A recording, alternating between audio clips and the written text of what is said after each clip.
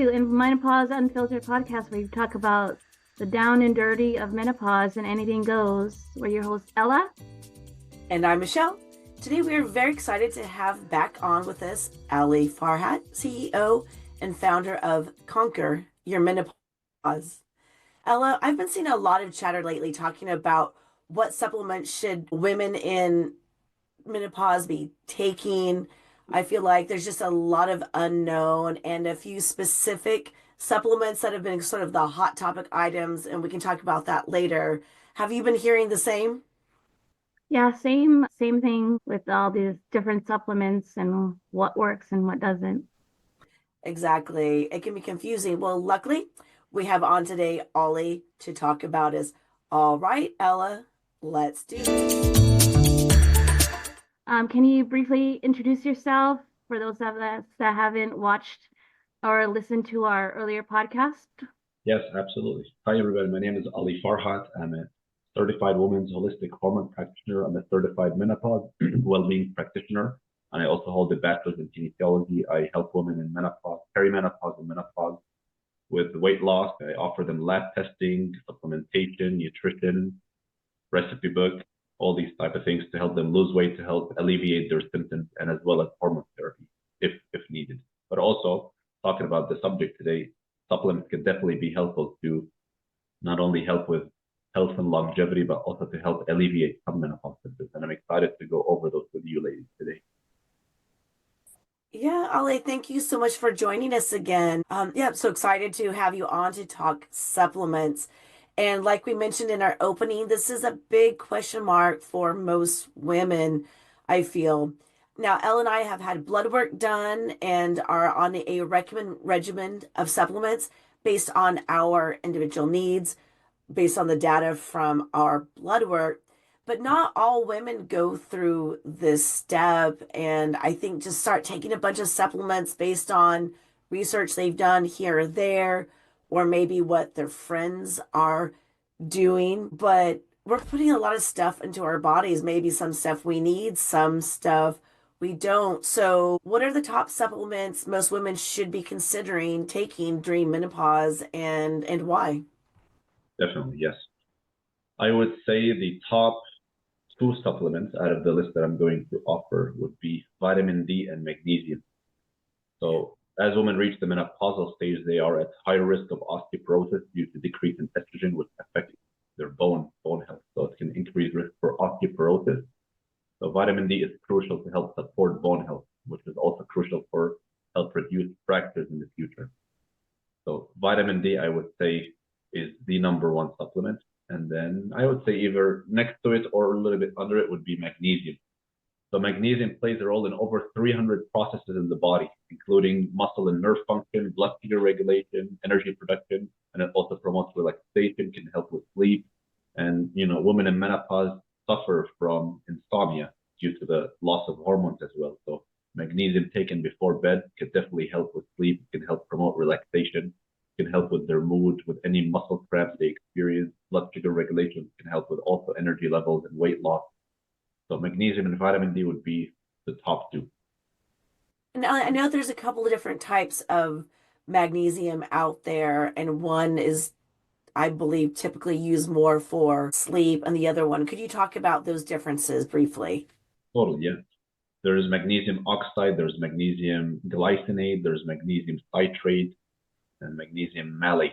And for sleep specifically, magnesium glycinate would be the most recommended because it's the most bioavailable and your body absorbs it much better and faster. So it can help promote sleep and mood issues. Now, if a woman is experiencing constipation or digestive issues, magnesium citrate would be best for that.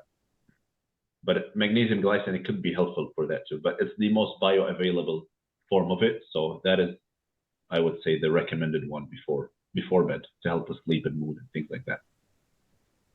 And just those two, the magnesium and the vitamin D, because I know I'm on a whole host of other ones in addition to the. Yeah.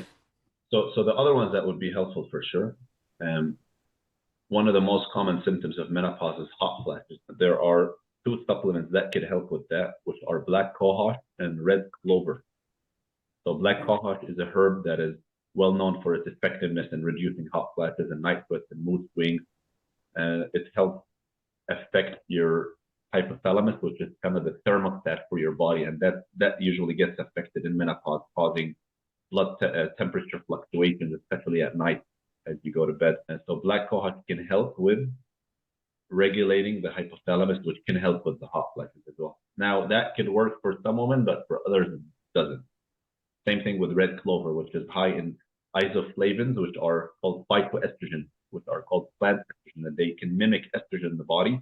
Since women lose estrogen in menopause, these phytoestrogens can give a mild estrogen-like effect and bind into estrogen receptors, which can help with some low estrogen symptoms such as, hot flashes, night sweats, mood swings, things like that.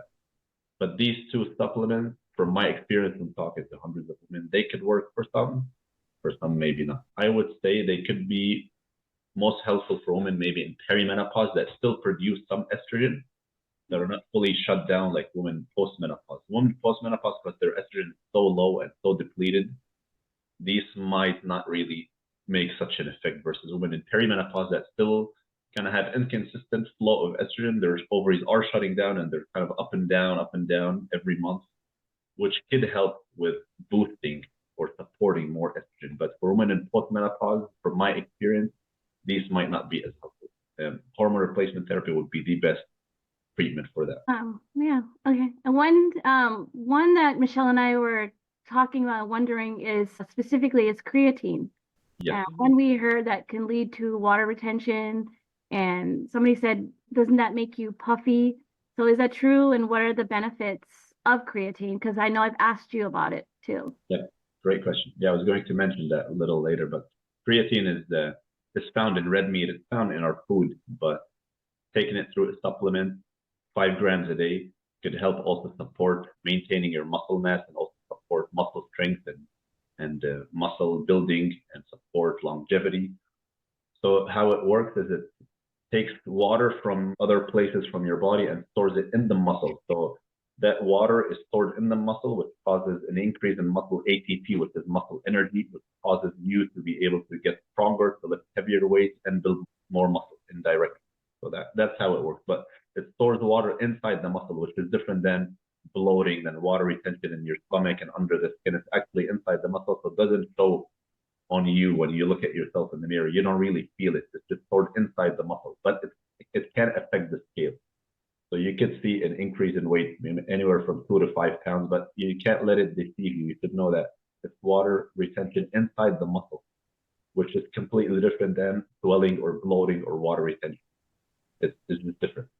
So that is the kind of misconception that people have regarding creatine. But it's very beneficial, especially if you're lifting weight. So definitely recommended 5 grams a day, every day.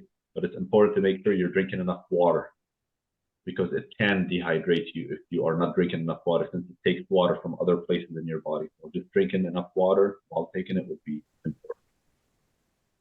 And when you say lifting weights, like is it like when I'm lifting weights, I'm not lifting a lot.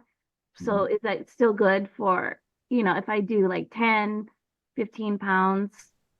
Totally. With creatine, you would realize that those weights that you were lifting before, maybe they don't feel as challenging. So you naturally want to make it more challenging. So it doesn't necessarily also help you lift more weight. It can help you push more through reps, like just do more repetitions, increase muscle endurance, things like that. So yeah, even if you're not lifting as heavy, it would be better to focus on muscle strength, definitely for, longevity. Muscle strength is important. Maintaining muscle mass, building muscle is crucial for women in menopause, since naturally they lose muscle with age. So it's definitely important to focus on loading up those muscles with resistance, with increasing the weight over time safely. And Ali, you had mentioned earlier osteoporosis. Should women be taking calcium to help counteract that, or is the magnesium going to do that already? Vitamin D would be the most important for that. Vitamin D helps support calcium absorption to the bones. Vitamin D would be the crucial supplement for that. Usually women get plenty of calcium. If you're eating your vegetables, you can find it a lot in food, but calcium is usually the supplement that is recommended for bone, bone loss and bone health, but vitamin D would be the crucial one. That is like the transporter of calcium into the bone within bone. Okay, makes sense. And another one that I've always wondered about is collagen. And I've heard and read mixed things on collagen. Some doctors say your body doesn't really absorb it, so it's not worth it. But then you hear other professionals say the opposite. So where do you stand on collagen, and are there certain things we should look for? Yeah. For women in perimenopause and menopause, I'm all about addressing the root cause. The root cause of skin changes is low estrogen. Estrogen directly impacts collagen production in the body. So estrogen causes low estrogen causes lower collagen. It affects your skin health, causing it to be more dry, more wrinkling at a faster rate. So addressing estrogen would be the root cause of supporting collagen production, but also, it doesn't hurt to take a collagen supplement, which can help slightly. Some women realize benefits from it with their skin and hair, and some women take collagen for years and realize there is no difference really in the body. But the low estrogen is the root cause. I think replacing that would be the key to help your body's natural collagen production. So I know Elle and I were already on hitting that root cause that you mentioned, but we're always looking for what's going to keep us youthful and beautiful, right? Absolutely. So if, let's say we wanted to try collagen and see if it works for us or not, how long should women give it before they consider it a success or not? How long would it take to really see any noticeable changes, do you think? I'd say at least 3 to 6 months. Wow, that long. Okay. Yeah. It takes long. Just like women who take glucosamine for joints, there's not instant relief. It takes months and months for it to start having effect in the body. Versus if you actually take estrogen, women right away, they realize like within a couple of weeks, a month, like my people are telling me your skin is so vibrant, and your skin is different and shiny and bright. That's solving the root cause of your skin change. Yeah. Yeah. Yeah. And also other supplements that could be helpful as well. Omega-3 fatty acid, fish oil. So omega-3 is an anti-inflammatory. It has anti-inflammatory properties, which help support your heart health, reduce inflammation, may help improve your mood, your joints, help support your joints. We know that women in menopause are prone to inflammation because of the estrogen deficiency, the hormone deficiency. So taking an anti-inflammatory approach would be crucial. That's why, like, what we focus on with you ladies is an anti-inflammatory approach by increasing healthy fats, which contain omega-3, which can help reduce inflammation. But most women, in menopause, they do not follow this anti-inflammatory approach. They're maybe still consuming inflammatory foods, such as maybe gluten, seed oils, sugar, refined carbs, things like that. So taking an omega-3 fatty acid supplement could be helpful for having those anti-inflammatory properties, which can help reduce inflammation. But like I said, the root cause is what you're consuming daily as far as food. But that could be also a helpful supplement to add on as well for more anti-inflammatory properties. Other ones would be B vitamins. So B vitamins are also essential for energy production, your nerve health, brain function. So estrogen, as they decrease in your body, your energy levels and cognitive function may be affected. So B vitamins can help reduce fatigue, improve your mood, support your cognitive health, offering maybe a natural boost of energy and mental clarity. So B vitamins would be also a good addition. And the best type would be methylated B vitamins, meaning that they're in their most bioavailable form, the best absorbable form, just like I talked about magnesium glycinate. So methyl.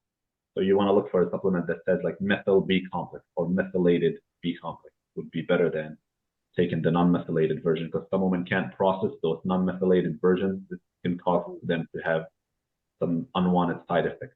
So that's why it's important to do lab check your B12 levels. And I would say 90% of the women that I've worked with have low B12, non-optimal B12 levels. So I recommend that B complex for them.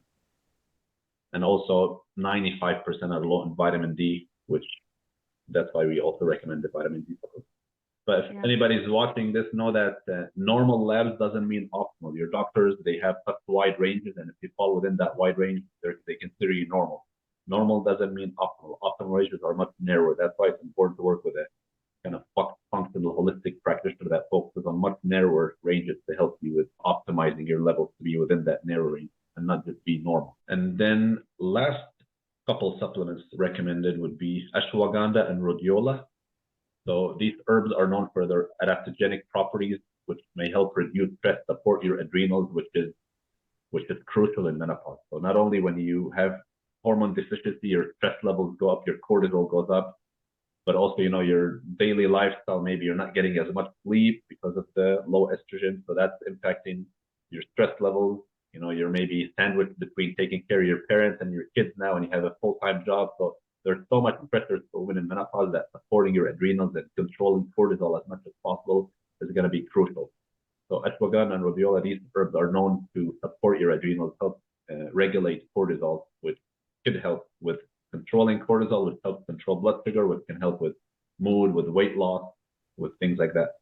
So these two adaptogenic supplements would be beneficial to take as well. You just notice when you take them, you notice like you get this natural high and you just feel calm. And best to take it around the time that you feel the most stress. It could be middle of the day, in the morning, before bed. Can help promote sleep as well. In addition to magnesium, that would be a good combo to take before bed. Well, I started drinking tea with ashwagandha. I can't say it.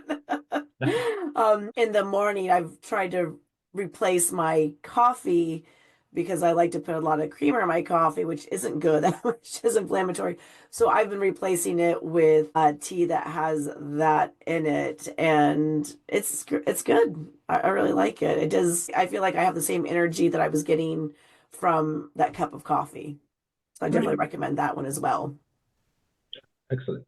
Gotta be open for change, open for trying new things. And just because you have your creamer that is high in sugar with your coffee, it's good to try different alternatives. Be open to different alternatives that could taste the same, but not cause the same effect on your blood sugar. Yeah, absolutely. Yeah. All right. Well, Ali, thank you again for coming on with us today. And we'll link your contact information in the description for anyone that would like to connect with you. Thank you for having me again. I appreciate it. It's always fun to be with ladies. No, we appreciate it. And we'd also like to thank everyone for listening in. And if you'd like to come on and chat with us, please do reach out to us through our email at menopauseunfiltered@gmail.com or through our Instagram and YouTube channel. And we do ask that you follow and subscribe to us on YouTube and Instagram, or listen on Spotify, Apple Podcasts, or iHeartRadio. All right. Thank you, everyone. See you next time.